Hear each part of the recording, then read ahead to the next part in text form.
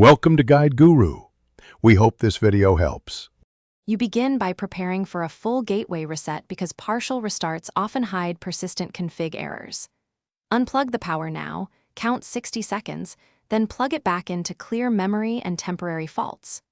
While it reboots, locate your Xfinity ID, account PIN, and the modem serial or MAC.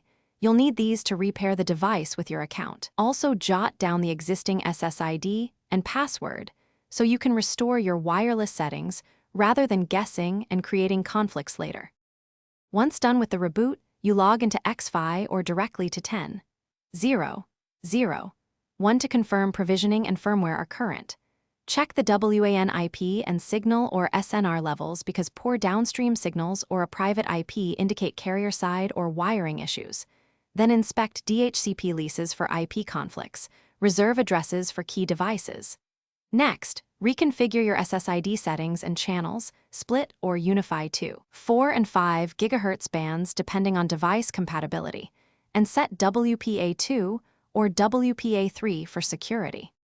You finish by reconnecting devices and running wired and wireless speed tests to verify improvements. Wired checks isolate gateway faults from Wi-Fi interference.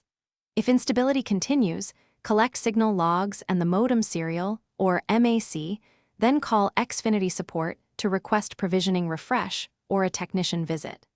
Make sure to mention any splitters or old coax you found. And one key troubleshooting tip: swapping coax connections and removing extra splitters often resolves intermittent outages.